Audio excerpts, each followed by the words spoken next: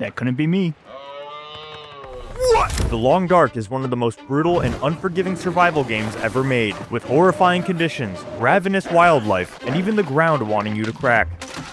At the top of the suffering that this game offers is Interloper, a game mode so challenging that you're more likely to survive a real bear attack, with apocalyptic weather, vital items being completely removed, and rabid beasts that are so hungry they could eat you.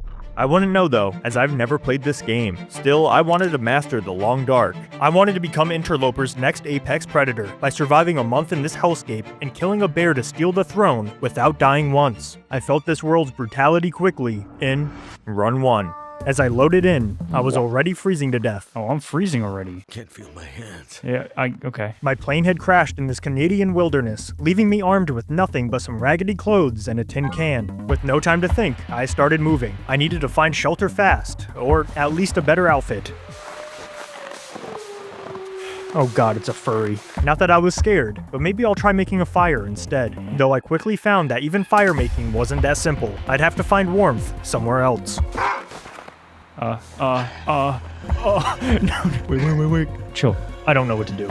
Unfortunately for my new stalker, I quickly discovered how to craft tinder, my key to that fire. Oh fuck, oh my fuck, oh fight back.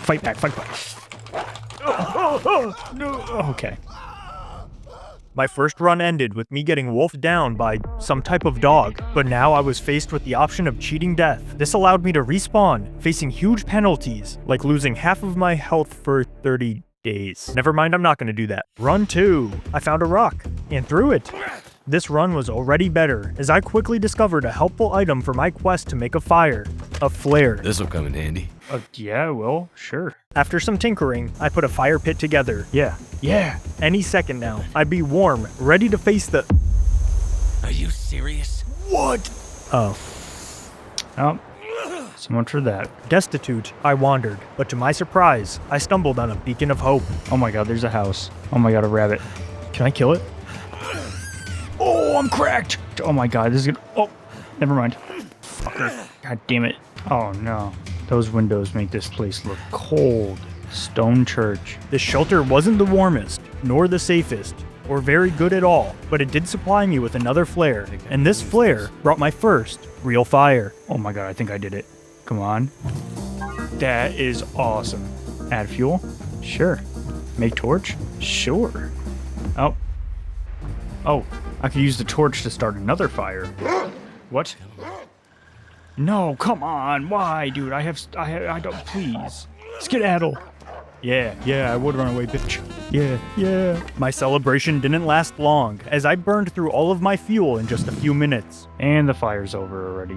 With no other options and death approaching, I collapsed next to my new roommate. Even he gave me the cold shoulder as I faded into the long dark. I may have died a pathetic death, but I was learning. I must have already survived close to a whole day.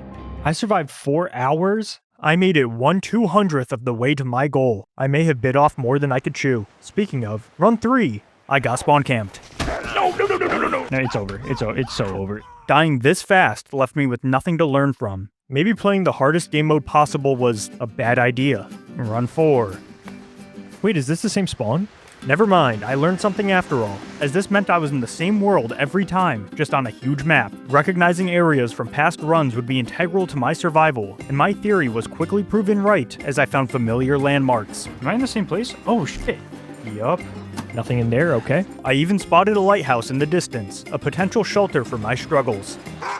Oh my fucking god, dude. Jesus Christ. Calm down. Oh my god. Shoo! This lighthouse was perfect. Not too cold, a ton of wood to make fires, and a place to sleep. I was almost cooking, but that would require one more thing, a fire starter, which I couldn't find. So I got back to my search, stumbling onto this massive building. This place didn't seem to offer much until I found it. Another flare. Flare! Oh! I rushed to finally make my fire, and there was even suspiciously convenient firewood I could break down right here. Oh, I'm dead. Fuck. Okay. Well, I should. Oh my god. Shit. One of these runs had to have gone well for me, right? Run 5, I made sure the game had gravity. Oh. It did. My tree trunk legs ate that shit though, so if that didn't kill me, then what did? Oh, yeah, no, that's about right. Oh my god, oh my god. Oh yeah, that'll do it. Well, what about run 6? Oh, good. How am I starting at nighttime? What is that? Sir? Oh, weave. Oh, you suck. Oh, okay, never mind. Yep, okay, yeah. Oh, here we go. Run 7. That's when my luck finally turned. I was starting at night again. Go figure. God damn it. I pissed off a wolf again. Faux gigger. God damn it. I was in quite the cucumber, but look here, a convenient rope to escape that aggressor. Some fortune was a nice change of pace, and it didn't stop there. During my blind wandering, I stumbled onto a house, and not just one house, but heists. These buildings contained everything I needed to aid my status orbs floating down here. They tracked my basic survival needs, temperature, hunger, thirst, and wokeness. I'd have to manage these constantly, and the clothes, matches, and firewood I found in these buildings would help in that mission. For the first time, I could get some rest, warm up, and survive longer than a baby turtle. I spent hours here getting my bearings and learning the basics of survival, like how to keep my fire going and melt snow in my tin can to collect water. I could finally breathe, but this slice of heaven would only offer temporary safety. I'd run out of supplies soon if I got too comfortable. Every step outside threatened the sting of hypothermia, but after just a few hours here, I was nearly out of firewood. I had to move on before I ran out of supplies entirely. This journey wouldn't be easy though. As I traveled, my orbs started dwindling, and my other orbs were in my stomach. I'd need to learn how to collect my own rations if I wanted to survive further, so I took up hunting. Yes. Stay down. I got it. Kill it, obviously. One problem was solved, but I quickly found another. I had to make a decision here, a historically bad omen for me. I could either climb up this sketchy rope, or yeah, on second thought, maybe the rope isn't that bad. Can I climb this? That's gonna be sketchy. Get there. Get there. Dude, hurry up. No. Oh, okay. Okay, you locked in? Ledge. I did not see that. Okay, come on. It worked. Nice, that's so huge. This emergency fire was doing fuck all to warm me up, yet it still managed to severely burn me. Ah, damn it. Okay. Even worse, I heard something above me. What? Whatever it was, it couldn't be worse than freezing to death here. Oh, fuck you. Never mind. My runs were certainly improving, but my prior luck couldn't save me as I was hurt badly. I contracted an assortment of the various ailments that Interloper makes you more susceptible to. From minor bruises to scurvy, this mode was full of surprises. I wouldn't be shocked if a wolf attack could leave me pregnant. Luckily, after a humble 16 hours alive, I only died from massive internal injuries this time. Yeah. I was getting closer to that goal of 30 days, but it was clear I needed to use real survival strategies if I wanted to survive any longer. The first strategy I tried was prayer. Maybe religion can save me. I started my run, pleading for fortune from the one true deity that actually exists. Yeah, sure, the one you're thinking of. My prayers were answered quickly, bestowing this house upon me. It was pitch black in here. So I used God's light and the building mode in-game to guide me. That's when I discovered a miracle. This house warmed me up, even without a fire. Holy shit. Maybe God is real. I scavenged this area for a while, venturing out only when His Holiness decreed it. Oh. Okay. I found all the gifts that this land had in store when I was blessed with God's greatest gift, a weapon. I now knew that this divine being encouraged violence, not exactly narrowing down which one it was, but I kept his gift in mind for future altercations. The devil's followers ran rampant on this land, so this altercation came sooner than I thought. Oh no. Luckily, I was ready with my holy secret weapon. I have a gun. I have a gun! I'm warning you! Oh. Shit. I fell too far into temptation, as I was too far from my Garden of Eden to save me now, and even on this run, evil prevailed and I died. Okay. Theism only carried me so far, so it was time to move on to a more deliberate strategy. On Run 9. While researching this game, I was told the #1 factor determining your survival is map knowledge, so my next strategy was opening the map. That was easy enough to find online. Oh, there's another one, and this one too, and these. Holy shit. I should learn how to read.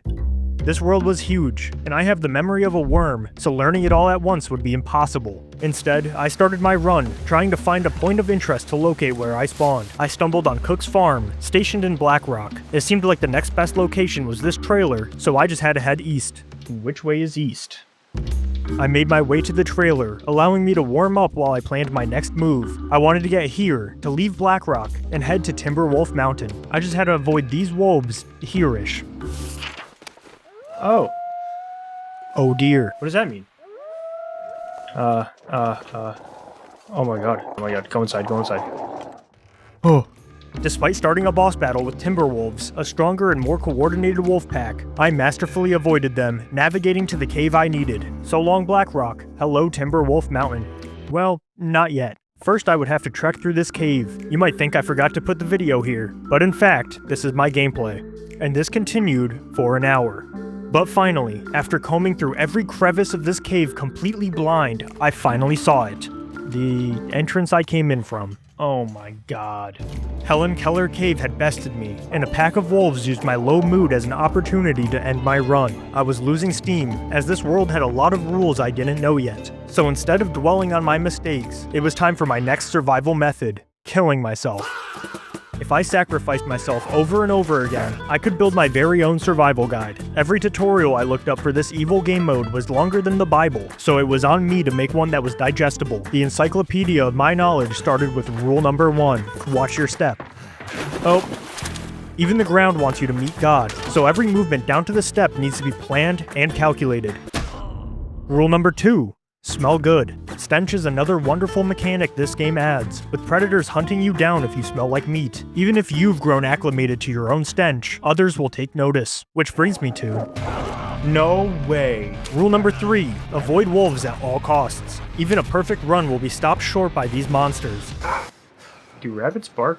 No! I hit you, no! If they see you, smell you, or perceive you, you're getting clapped. Shelter can protect you from these attacks, but keep rule number 4 in mind. Don't get too comfortable. Being content is a killer in Interloper, as sleeping any longer than 10 hours can kill you from dehydration, and even staying inside too long gives you negative ailments, so get used to working at all times. Then rule number 5, get a little comfortable. Blizzards and heavy winds appear often on Interloper. The weather isn't on your side either, so when things don't go to plan, make sure you have a plan. After hours of being sodomized by these constant and demoralizing deaths, my luck finally turned. While that seemed impossible, I took my opportunity and ran with it. In Run 31, the Dreamer Run. I found myself spawning in Pleasant Valley, a place I was starting to know well. This region had some of the harshest weather, but Interloper makes it even colder and makes the temperature drop over time. I was on a timer, and I'd get a harsh reminder of this soon. I had to move fast, so using rule number 1, I planned my path to loot this region as safely and quickly as the game allows. I found tons of gear that would be useful later, but one piece stood out more than the rest. This hammer. Just what I need. This was exactly what I needed for forging, aka rule number 6. Forging early would give me access to tools unavailable anywhere else on this game mode, and would be the key to long-term survival if I could just make it that far. This small collection of items was already a huge come-up for me, even without fire-making supplies. I couldn't squander this run, and my past runs proved I needed help surviving, so I found myself a Sherpa. I got into contact with one of the most revered survivors of Interloper. You might even know him. Introducing my friend's roommate. Nick here is a real Canadian, one of the few left in the world, and the struggles found in this game are just everyday living in his made-up country. Now with guidance, both my survival guide and this run would improve even faster. My biggest goal now was to travel to the Riken, home to one of the few forges in the game, while collecting every item needed to forge. That was many regions away though, so getting there would be a long and dark struggle. The first stop on the way to the Riken was this community center. I took my time looting here, as the houses brought me warmth in more ways than one. Ooh. More food to sustain my travels, and the most important thing I needed. I thought there was a match spawn. Oh! Oh, yeah, there is. Oh, big run. This town offered me temporary safety as I searched everywhere for a hacksaw, one of the rare tools that forging required, with no luck. Though this expedition did let me pad my survival handbook with revolutionary information, like rule number 7, be a bitch. Interloper isn't supposed to be fair, so use every mechanic to your advantage, like wolf tech. Alright, a little cheesy tactic you can do. Put him outside of your screen to look away, and then look back, and he'll change direction. Oh, wolf tech. That's awesome. Sure. Oh, You can stay in the car. that is true. He's right here. He's right here. He sure is. He's coming to your last known location. Oh, awesome. That's him giving up his hunt. Oh, really? Okay. See? Yeah. I ended up with a plethora of matches from this area, letting me comfortably start my first fire of this run. Sure, I could cook food now, but this led to an even bigger discovery. Rule number 8, safety torch. Torches are your best friend, and redefined my rules for survival. You don't need 14 rocks, that's for sure. I don't know. I go through them very quickly. Like 2 or 3 rocks, maybe. 2? Yeah, with a torch. You can use one match to light a torch, and then use the torch like 10 times to try to start the same fire. That's awesome. Okay. Somehow, they even overrode rule number 3. Yeah, so why don't you light your torch here? Yeah, walk right up to him. What? I don't want to do that. Don't worry, you got a torch. You're invincible. Noise if you want. Okay, Hey, all right. Okay, you're... He's glowing. He's glowing. His eyes are No, glowing. you're good. No, don't walk away from the torch. The torch is keeping you alive. Yeah, back the fuck off. Pussy. Yeah, yeah. Oh, it's starting to get windy. Oh, shit. No. I picked a fight at the wrong time, dude. If that wind hadn't picked up, that would have been much cooler. But I now had a method to deal with wolves. I was invincible, as long as I had torches, and matches, and the weather was good. Basically untouchable. I had to leave, but the raging wind stopped me in my tracks. Wasting time is a killer on Interloper, so I waited the weather out by reading these books I found. These trained my various skills to eventually unlock bonuses that would make survival much easier. I caught up on sleep, and it was back to the road. You see on the bottom right there is a slope indicator. So that's a sprain risk, so you might sprain your ankle. That's what that is. Okay. Finally making it to my destination, it was once again time to brave the dark of a cave. Much better equipped this time, I trudged my way through. I wouldn't be leaving empty-handed, as tons of coal spawn along the floor here. This was the second to last item I'd need for forging, and was especially good fuel for fires. I grabbed as much as possible without getting over-encumbered, as I'd need a ton for my goals. One forging item left to find, and if I could find it here, I'd be totally prepared for something, for once. Hacksaw. Hacksaw. Hacksaw. With the last item I needed secured, I could start the next chapter of my impossible challenge, getting to the forge itself. I finally made it to Coastal Highway, finding a mountainous entrance. I was starting in the north, surrounded by steep terrain, with the goal of making it down here to Crumbling Highway. Traveling around these treacherous cliffs would leave me face to face with wolves and other angry animals, so I found another way down, climbing. Nice. For whatever reason, you can't jump in this game, so I moved ahead with new tech, the mountain goat method. I managed to avoid sprained ankles, but other dangers were still very present. There's 2. Holy fuck. Holy fuck.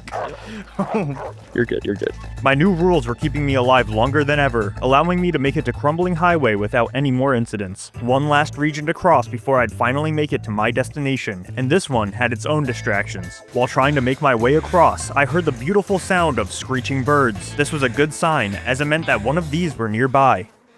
Dinner. Being opportunistic with food was already important now, and things would only get more dire. Food doesn't start decaying when you find it, but rather when the world starts existing. Every second I spent surviving meant time letting the food around me rot. That's why I was rushing to follow rule number 9 as quickly as possible, becoming self-sufficient. The sooner I forged, the sooner I could pull myself up by my bootstraps. So I scavenged what I could from that carcass, extracted as much food as I could from this land, and moved on. One more cave trek, and I had finally made it. Desolation Point, home to the Riken, and my home for the foreseeable future.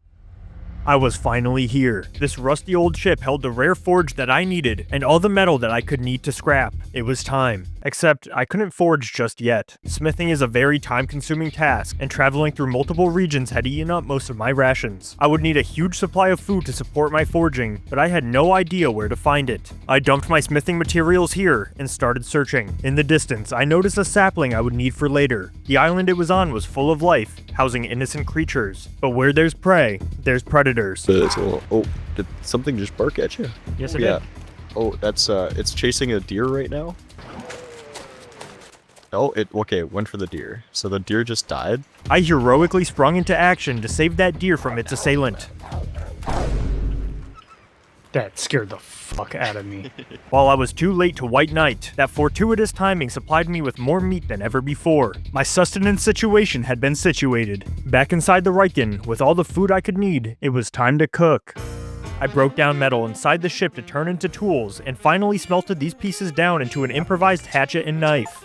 There we go, full set of improvised tools. Let's go, let's go. Balancing sleep, cooking, and forging was a royal pain, but I managed to make every tool I needed, and even a few arrowheads with the extra coal I had left. I was now more equipped than ever to take on this heartless world. I could now chop wood, break materials down efficiently, gut animals better, and craft new items. I could even use them in wolf struggles, but these tools wouldn't help me hunt. For true self-sustainability, I would need a bow. With guns removed from Interloper, a bow was basically my only option for hunting bigger game, so getting one of these as soon as possible would be my next big goal. But of course, this wouldn't be simple.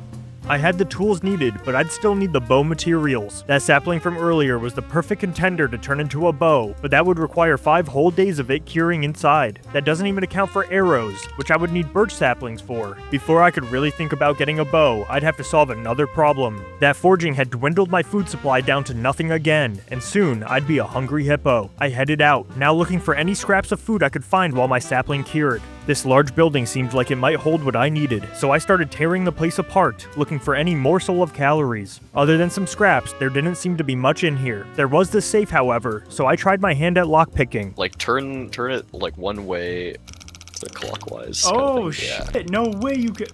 Right. Oh. Oh. There we go. Can of gunpowder. Gunpowder. Great. Jeans, sure. Jeans. Is it usually better than that? Why are you laughing? I thought that was okay. Well, a can of gunpowder would be mighty handy if you had a gun. True. Yeah. I got close to leaving, but I had a feeling I was missing something. Loot tends to be stashed away in random corners, so I tore this place up. Now I'm like looking at every corner like it could have. Jesus fucking Christ. It pays off. A pry bar would let me search through locked containers, increasing how much loot I could extract from each point of interest, but it wouldn't help in my food struggles, which became dire. I needed food now, and my options were dwindling. It was time for desperate measures and much riskier methods. I decided it was time to go wolf hunting. My canine companion certainly had anger issues, but he had hunted for me before, so it was time to get him to do it again on purpose. I want to leave that wolf to the deer. He won't jump you unless he's growling at you and you don't do anything. So as long as you're walking with a torch, he's not going to do anything. Oh, yeah, that's perfect. No, crouch. Just crouch, yeah. Get out of his way and always come towards you. Shit. Oh. Alright, we're good, we're good. Oh. Oh. He's scared, don't worry. I really do not like that. Shooing my dog before he could domesticate me, I safely cooked victim number 2, and while doing so, I made a huge discovery. Oh my god, I survived a whole week. This was by and far the longest I had survived to this point. If I kept moving at this pace, this video would be finished in no time, though tragedy tends to strike when you least expect it. That deer meat didn't last long as I scarfed down all of it while crafting. Luckily, I was working on an item that would give my self-sustainability a start.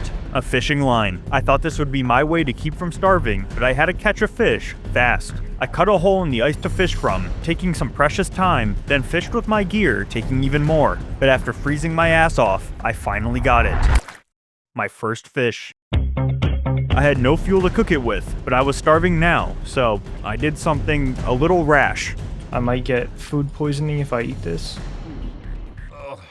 Fuck. This was really bad. That bad sushi nuked my colon, quickly killing me. I scarfed down some antibiotics I found, but I'd have to rest for 10 hours for them to take effect, and my hunger would kill me before my tummy ache got the chance. I had only one option. Go outside and try finding any bit of food I could get my hands on, even in my sick state.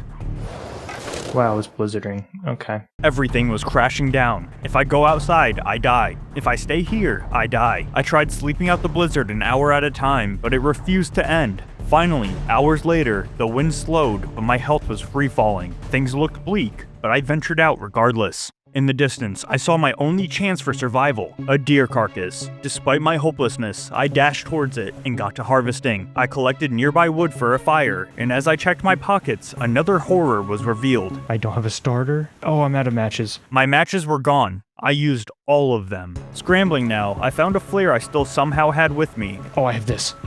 And used my final fire ignition source. The food was taking forever to cook, and I'd be dead before it finished, unless I could pull another miracle from my pocket. I'm so fucked. Alright, well, I mean, fuck it. What does this do? Okay. Hopefully this stim shot lasts fucking forever. Okay. Eat it. Okay. Perfect. Something came over me at this point. Maybe it was the sheer will to survive, my learning from past mistakes, or the grams of amphetamines I just mainlined. But I kept pushing, and somehow got back to the Riken. I can't believe I'm alive right now. I was alive, but was it enough? Collapsing from the exhaustion, I awoke once again and timidly checked the state of my body. Holy shit, everything was healed. I did it. I could breathe a sigh of relief, but I wasn't out of the woods yet. I was still in a terrible position. I had 0 fire-making materials, no more guaranteed match spawns on this map, and no cattails in this region for an easy snack. I spent the next few real days brainstorming every single possible solution to this conundrum, but everything seemed impossible. Going to another region would require cave trekking, impossible without fire, and there simply wasn't enough supplies around here to keep me alive. Eventually, I ripped the band-aid off and started traveling to a cave regardless. Of course, this cave was as dark as a cave, so that did not work. After such an insane run of luck and perseverance, I died, nearing my 9th day survived. Yeah. Damn.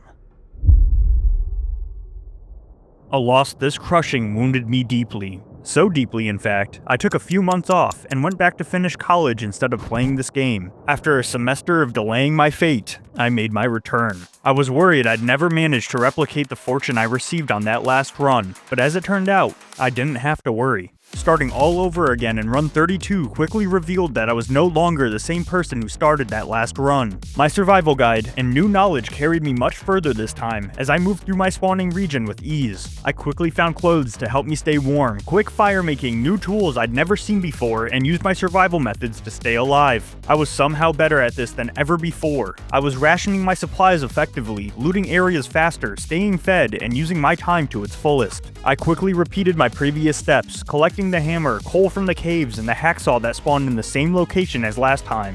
At this pace, I'd be ready to forge in record time. I even made huge discoveries to add to my survival handbook further, like the fact that even misclicking with a torch in your hand will still consume a match. No fucking way. I was wondering how I had blasted through my matches last run, and thinking back, Into the fruit. that one might have been on me. Regardless, I managed to make it back to Desolation Point with everything I needed, and even some birch saplings for arrows, and rabbit guts for bowstring that I could start curing right away for later crafting. I was in an even better position than before, and put the food gathering into my own hands this time. I managed to craft the tools that I needed. This beat the shit out of me in my condition, but they were already done. I was back in the same position of starving in this region, waiting for materials to cure. I looted the areas I already knew well, but once again, they weren't enough. I needed to make a real plan while I still had the opportunity, but while getting some rest, the night brought a new challenge.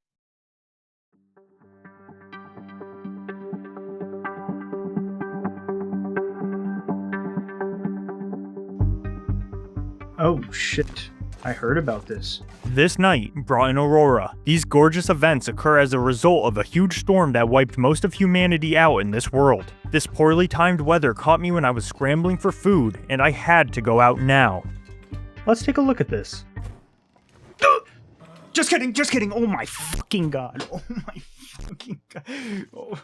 Oh my god. Other than the deadly electricity that these storms activate, the EDM visuals make predators spaz like they're rolling. Luckily, this aurora started late, meaning it was the shortest possible type, so I'd be sitting this one out. Once the angry clouds calmed down, I was back to scavenging. I realized I was repeating the same patterns as last run, trying to find food to go a little longer at a time in an already difficult region. That didn't go my way last time, so I had to get out of here while I had the resources and come back later for my cured crafting components. Before I could leave though, I still needed to find a maple sapling if I wanted a bow to be in my future. I searched far and wide across this region for food and that sapling when I ducked into this cave for warmth. This cave was even nicer than the others. Fire striker. Wow, that's huge. Holy shit. Discovering one of the best fire-making tools in the game was huge. I wouldn't have to worry about running out of matches for a long time with this thing by my side. And even better, right outside, I found that maple sapling. Oh my god, maple. Things were looking up.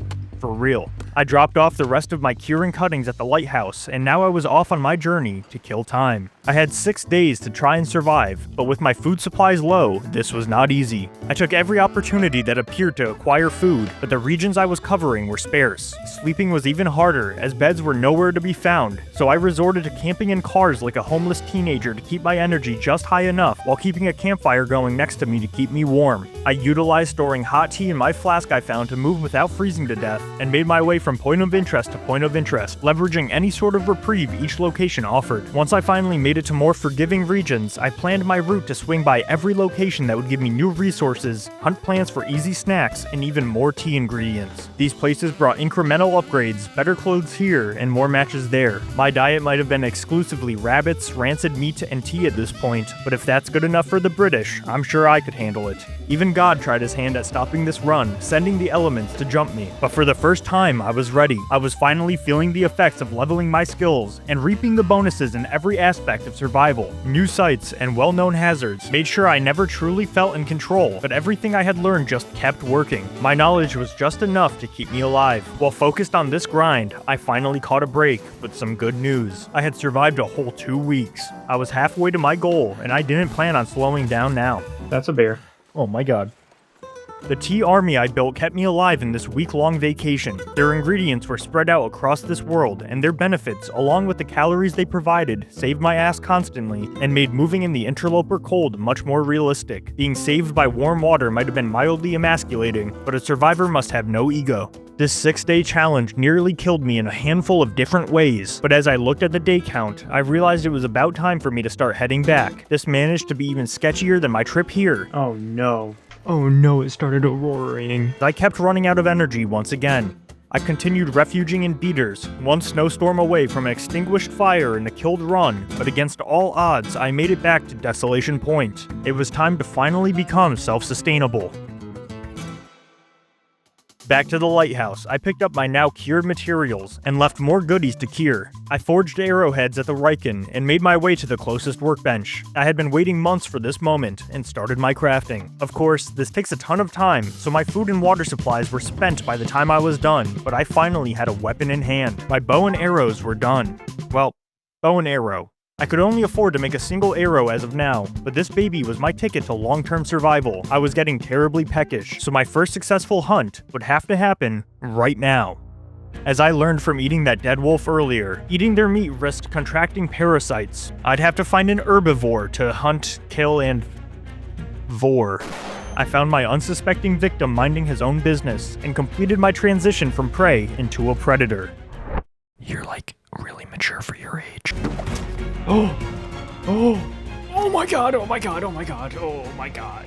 I was officially self-sustainable, with real hunting finally in my own hands. I spent so long in fear, but this one tool finally flipped the script. This win felt like the first hit of heroin. While wonderful at first, it could lead to some painful consequences. More food meant I was now a bigger target to other predators who don't have the burden of aiming, but also brought a new level of freedom I had yet to experience. My first plan of action with this freedom was getting out of this shithole region once and for all. As I strolled up to my first destination, this garage welcomed me with open arms in a much safer area. I didn't mean for it to happen, but between the workbench and the walking mules wandering around, this coastal highway refuge quickly became something I never anticipated having in this game.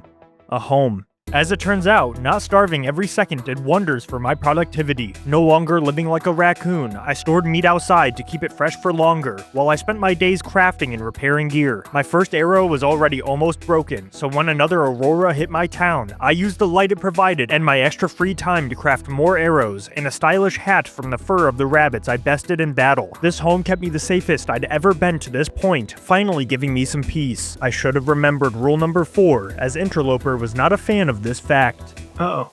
My time inside gave me cabin fever risk, the ailment that punishes you for spending too much time inside. Yep. This would give me insomnia if I let it progress, preventing sleeping, and reminded me that even with this safety, I had to stay busy and moving. Luckily, a food surplus meant I could finally leverage calories on shit like chopping wood, so I spent my days warming up in cars and slaving away, building up resources for my homesteading. If I stayed playing smart, I'd hit 30 days here in no time. Playing smart meant being as efficient as possible. I couldn't even afford to miss a single shot while hunting. So I didn't. This bow missed more shots than a child soldier, and these arrows broke incredibly fast. Like I've said before, Interloper is a bitch, so I played like one too. The game only saves when you enter a building, so I save scummed to reload if I missed my shots while hunting, keeping the durability on my arrows. The game also saves if you get hurt at all, so I couldn't rewind time to avoid predator attacks, but while hunting deer, this was fair game. What? Oh, finally! Oh my god, that was so cracked. Oh my god, first try too. First try. Wow. I was doing all of this because I needed all the arrow strength I could get if I ever wanted to finish my goal of killing a bear. I'd have to take one of these down eventually, so when I found one during a hunt, it was the perfect time to gather some intel. That's fucked up. Okay, that was sketchy. That was sketchy. Just seeing a bear managed to shatter my ankle and put this run into jeopardy. If I wanted to kill one, I'd need a real plan. First though, I locked in on completing the 30 days. I clearly needed to focus on one goal at a time. I was only a few days off from surviving the whole month, and branched out further to instead thrive, rather than just survive. I crafted a fishing tip-up to automatically catch fish for me, a contingency plan for emergency food. Speaking of emergency... Oh, what the fuck? Oh my god, what the hell?